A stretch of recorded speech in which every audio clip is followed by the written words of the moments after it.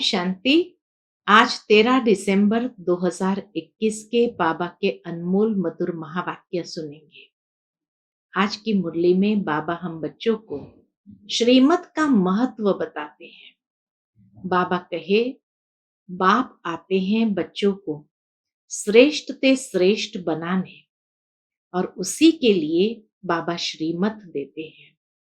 परंतु जो बच्चे श्रीमत पर नहीं चलते तो ये बहुत बड़ी खामी है जिससे मनुष्य गिरते जाते हैं। बाबा आकर के हम बच्चों को इतना ऊंच विश्व का मालिक बनाते हैं। बाबा कहे, तुम ब्रह्मांड के भी मालिक बनते हो, विश्व के भी मालिक बनते हो। बाबा की जायदाद के मालिक बच्चे होते हैं और इसीलिए बाबा आकर बच्चों को मालेकुम सलाम करते हैं। बाबा कहे, तुम बच्चों को इतना ऊंचे ते ऊंचा विश्व का मालिक बनाने वाला बाप सलाम करते हैं। कितना ऊंचा भाग्य है। सुनते हैं बाबा के मधुर महावाक्य। ओम शांति। मीठे बच्चे, श्रेष्ठ बनना है तो श्रीमत पर पूरा पूरा चलो। श्रीमत पर न चलना ही सबसे बड़ी खामी है। प्रश्न है, किन बच्चों का गला घुट जाता है, बुद्धि से ज्ञान निकल जाता है? उत्तर है, जो चलते चलते अपवित्र बन जाते हैं, पढ़ाई छोड़ बाप को फारकती दे देते हैं, उनकी बुद्धि से ज्ञान निकल जाता है। जब तक निर्विकारी न बने तब तक अविनाशी ज्ञान बुद्धि में बैठ नहीं सकता। बुद्धि का ताला खुल नहीं सकता। पतित बनने वालों का खान पान भी गंदा हो जाता है। वह मायावी मनुष्य से जाकर मिल जाते हैं, फिर गला ही घुट जाता है। किसी को भी ज्ञान सुना नहीं सकते हैं। आज की मुरली से पहले गीत बजा है, तुम्हें पाके हमने जहान पा लिया, जमीन तो क्या आसमान पा लिया। ओम शांति। ये गीत कौन गा रहे हैं? जिसने बाप से तीनों जहान की बादशाही ले ली। बाबा कहे, ये गीत कौन गा सकते हैं? जिसने बाप से तीनों जहान की बादशाही ले ली है। आपसे जो कुछ मिला है उनको कोई हटा न सके। बाबा से हम बच्चों को जो कुछ भी मिला है उसको कोई भी हटा नहीं सकते हैं। हमको कोई हटा नहीं सकता, अर्थात काल खा नहीं सकता। ऐसी दुनिया के मालिक बाबा बना देते जहां काल खा नहीं सकता और ना ही हमारी राजाई को कोई ले सकता है। बच्चे जानते हैं, हम उस मालिक से वर्षा ले रहे हैं। बाप को मालिक भी कहते हैं, लेकिन उस मालिक से क्या मिलता है कुछ भी पता नहीं। मालिक को कैसे हम याद करें, उनका नाम रूप क्या है कुछ भी पता नहीं। मालिक तो सृष्टि का मालिक ठहरा ना, वह हुआ रचयिता, हम हुए रचना। बाबा रचते हैं वारिसों को अथवा बच्चों को, फिर उनको अपना मालिक बना देते हैं। कितना ऊंचा बाबा हम बच्चों को नशा चढ़ाते हैं। बच्चे फिर बाप के मालिक बन जाते हैं। बच्चे कहते हैं, मेरे बाप की जो जायदाद है उनका मैं मालिक हूं। मेरे बाप की जो जायदाद है उनका मैं मालिक हूं। बाप तो ऐसे नहीं कहेंगे कि बच्चे की जायदाद का मैं मालिक हूं। ये बड़ी समझने की बातें हैं। पहले बाप आता है फिर बच्चे आते हैं, तो बाप कैसे कहेंगे कि मैं बच्चों के जायदाद का मालिक हूं? सेंसिबल बच्चे ही समझ सकते हैं। बुद्धि साफ नहीं है तो उसमें रत्न ठहर न सके। जब देही अभिमानी हो तब रत्न ठहर सके। देही अभिमानी होकर रहना है और बाप से वर्षा लेना है। उस बाप को याद करना है। जैसे लौकिक बाप बच्चों को पैदा करते हैं, तो बच्चे मालिक बन जाते हैं। बच्चे कहेंगे मेरा बाप, बाप कहेंगे मेरा मेरे बच्चे। बच्चे कहेंगे मेरा बाप, बाप कहेगा मेरे बच्चे। परंतु बच्चे के पास तो कुछ है नहीं, उनको तो बाप की मिल्कियत मिलती है। बाप कभी ऐसे नहीं कहेंगे कि बच्चे की मिल्कियत मेरी है। बाप समझते हैं बच्चे मेरी मिल्कियत के मालिक है। ये बड़ी धारणा युक्त बातें हैं। ये बड़ी धारणा युक्त बातें हैं। धारणा नहीं होती क्योंकि खामियां हैं। समझना चाहिए मेरे में बहुत खामियां हैं। नंबर 1 खामी है कौन सी? बाबा कहे नंबर 1 खामी है जो श्रीमत पर नहीं चलते हैं। श्रीमत से ही श्रेष्ठ बनना है। श्रीमत राजयोग सिखलाती है। श्री माना निराकार भगवान वाच। इसलिए हम प्रश्न पूछते हैं कि ज्ञान सागर पतित पावन परम पिता परमात्मा से तुम्हारा क्या संबंध है? यह बहुत बड़े बड़े बोर्ड पर लिख देना चाहिए। परमात्मा है स्वर्ग का रचयिता। तो जिनका परमात्मा से संबंध होगा, बाबा कहे परमात्मा है स्वर्ग का रचयिता, तो जिनका परमात्मा से संबंध होगा वह भी जरूर स्वर्ग का मालिक ही बन जाएगा। बाबा कहे संबंध होगा तो जरूर स्वर्ग का मालिक बन ही जाएगा। बाप आकर बच्चों को सलाम करते हैं। सलाम मालेकम बच्चे।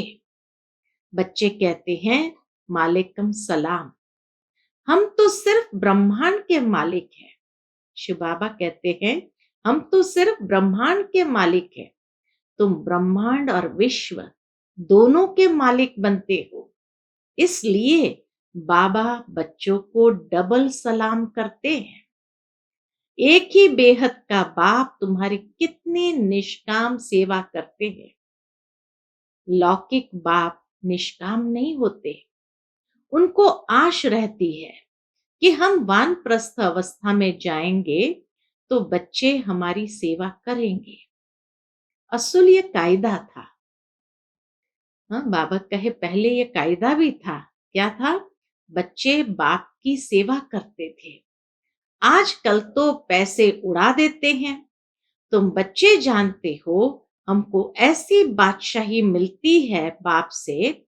लक्ष्मी नारायण के लिए भी लिखो कि इन्हों को जानते हो?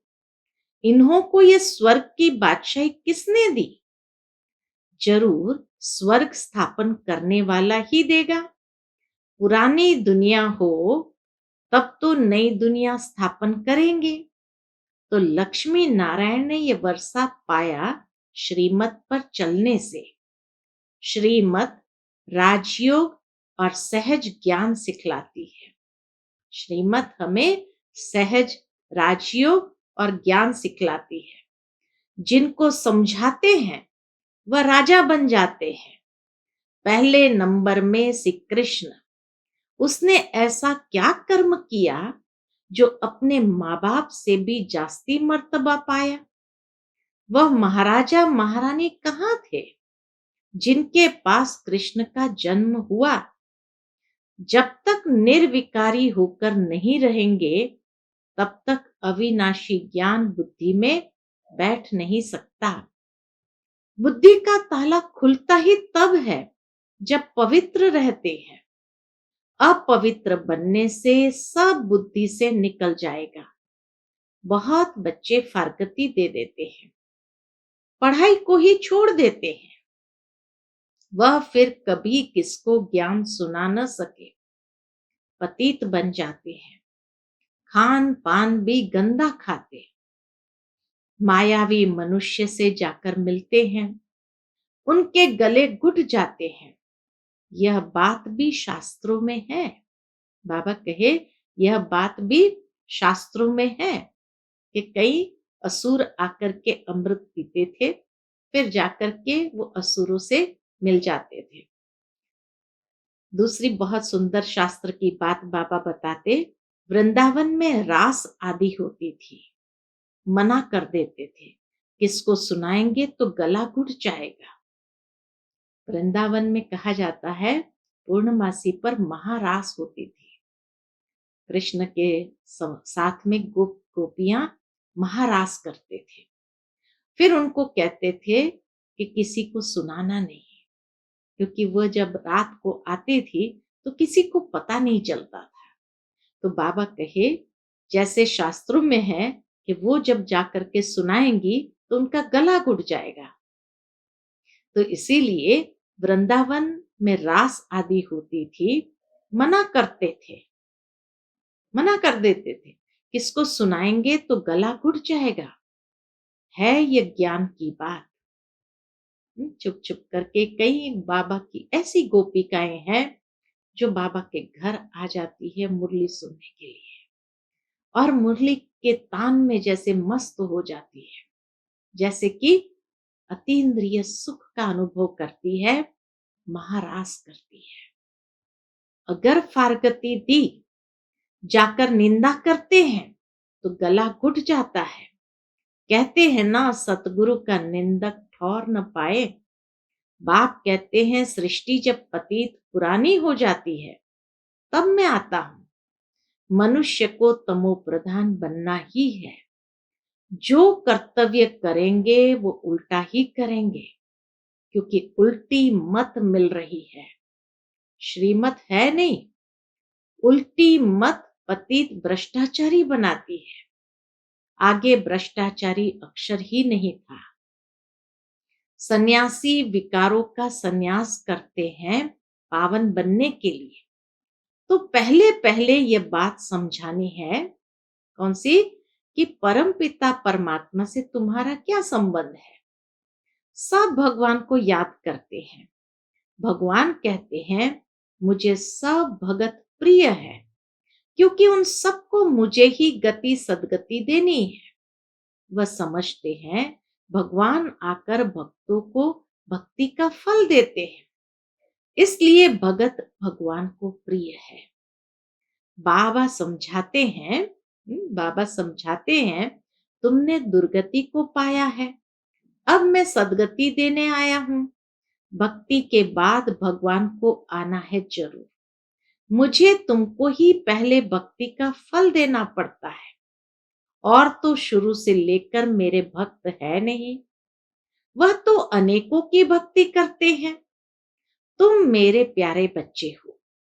तुम मालिक थे, फिर माया रावण ने तुम पर जीत पा ली, और फिर भक्ति शुरू हो गई। यह भी ड्रामा है। मैं तो सबकी सदगति करता हूं। अब तुम मेरी मत पर चलते हो ना। मत देने के लिए जरूर मुझे आना पड़ता है, नहीं तो कैसे सदगति का रास्ता बताऊं। मैं इस पहले नंबर के भगत के तन में आता। शिव बाबा कहते हैं मैं इस पहले नंबर भगत के तन में आता हूं। यह है नंदीगण। शिव के मंदिर में सामने नंदीगण रखते हैं। हमेशा देखा है शिव बाबा के मंदिर के सामने में नंदीगण रखते हैं। अब विचार करो, परमपिता परमात्मा बैल के तन में तो नहीं आएगा। राजयोग बैल द्वारा कैसे सुनाऊंगा। बाबा कहे राजयोग बैल के द्वारा कैसे सिखाऊंगा। ज्ञान सागर बैल में प्रवेश करेंगे क्या। अभी तुम ज्ञानवान बनते हो। तो समझ सकते हैं ये कि यादगार है। श्रीमत पर चलकर लक्ष्मी नारायण सूर्यवंशी राजा रानी बन रहे हो। उस राजधानी को कोई हमसे छीन न सके, न कोई तूफान लग सके। हम अमरपुरी के मालिक बनते हैं। यह मृत्यु लोक है। अमरनाथ बाबा ही काल पर जीत पहनाने वाले हैं। बाबा कहे अमरनाथ बाबा ही काल पर जीत पहनाने वाला है। उनका पाठ अलग है। तुम सब पार्वतियां हो, मैं अमरनाथ हूं। बाबा कहे तुम सब पार्वतियां हो, मैं अमरनाथ हूं। हम कभी जन्म मरण में नहीं आते। अमरपुरी स्वर्ग का मालिक तुमको बनाता हूं। भारतवासियों को वैकुंठ बहुत प्यारा लगता है। कहते हैं फलाना वैकुंठवासी हुआ। तो शरीर छोड़ते हैं तो कहते हैं वैकुंठवासी हुआ, बहुत मुख मीठा कर दिया। अब वैकुंठ सचमुच तो सतयुग में होगा। जब सतयुग है तो पुनर्जन्म भी सतयुग में लेते हैं।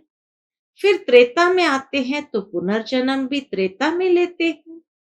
फिर द्वापर में आते हैं तो पुनर्जन्म भी द्वापर में लेते हैं।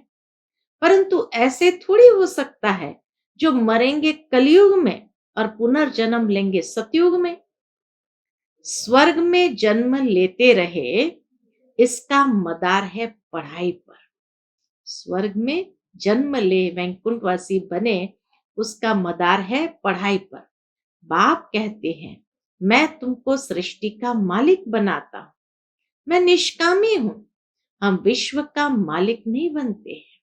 शिव बाबा कहते हम विश्व का मालिक नहीं बनते। तुम स्वर्ग में जाते हो तो मैं विश्रामी हो जाता हूं। मैं चक्र में नहीं आता हूं। इस ईश्वरीय जन्म के बाद तुम दैवी गोद में जन्म लेंगे। अभी तुम जन्म जन्मांतर आसुरी गोद में जन्म लेते हो। बाबा कहे अभी तुम जन्म जन्मांतर आसुरी गोद में जन्म लेते हो। भ्रष्टाचारी बन पड़े हो। सतयुग में सब श्रेष्ठाचारी होते हैं।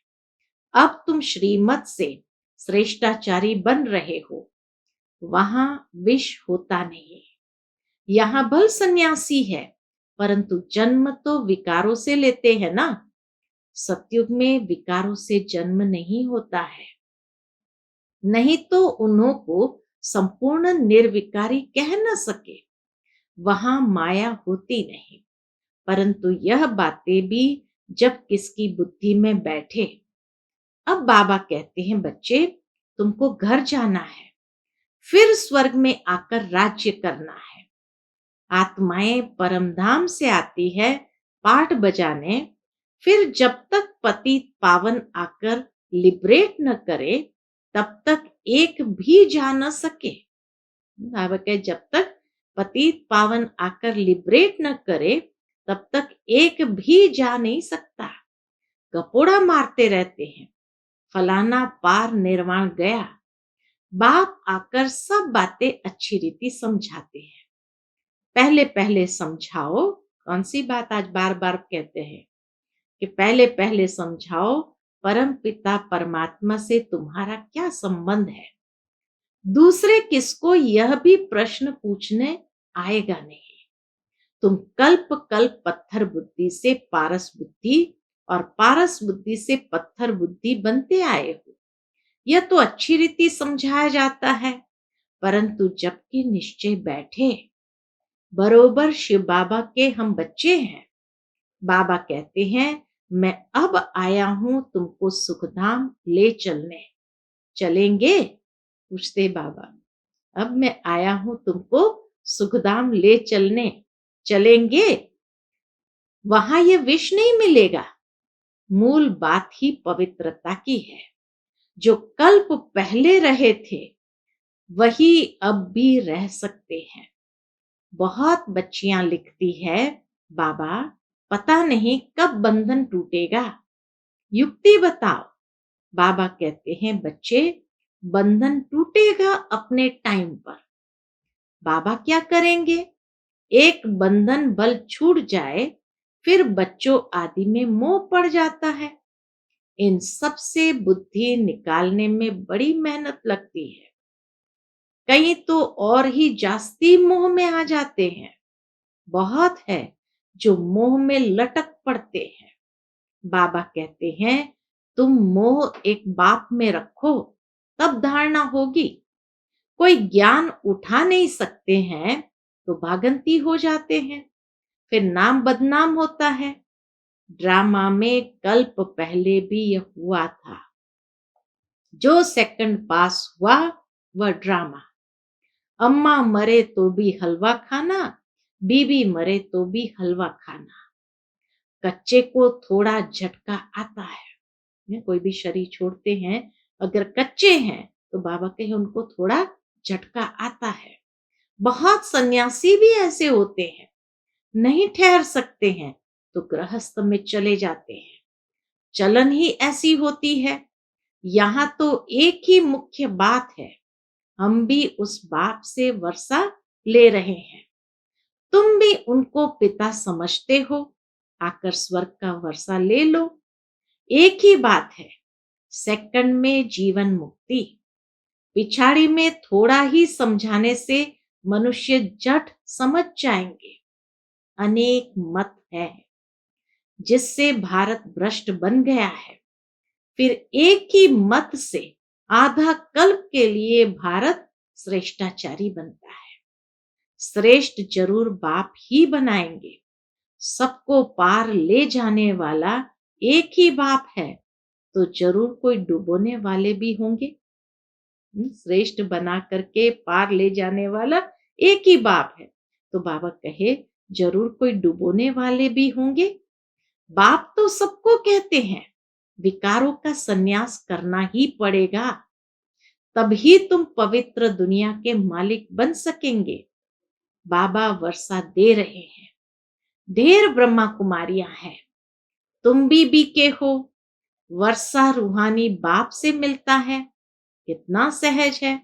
परंतु कोई की सिर्फ कथनी है, करनी नहीं, तो कोई को तीर नहीं लगता। बाबा कहे सिर्फ कथनी है, करनी नहीं, तो कोई को तीर नहीं लगता है। कथनी से भल और किसका भला हो जाएगा, परंतु खुद की करनी नहीं है तो गिर पड़ेगा। जिनको ज्ञान देंगे वह चढ़ जाएगा, खुद गिर पड़ेगा। ऐसे भी बहुत है। बाबा बच्चों को पूरा वर्षा विल कर देते हैं। अब तुम लायक बन स्वर्ग के मालिक बनो। अच्छा, मीठे मीठे सिकिलते बच्चों प्रति माता पिता बाप दादा का याद प्यार और गुड मॉर्निंग। रूहानी बाप की रूहानी बच्चों को नमस्ते। हम सब रूहानी बच्चों की रूहानी माता पिता बाप दादा को याद प्यार, गुड मॉर्निंग और नमस्ते। नमस्ते। शुक्रिया बाबा, शुक्रिया। आज की मुरली से धारणा के लिए मुख्य सार है। पहली बात, श्रेष्ठाचारी बनने के लिए अपनी सब खामियां निकाल सदा श्रीमत पर चलना है। बुद्धि में ज्ञान रत्नों की धारणा देही अभिमानी बनकर करनी है।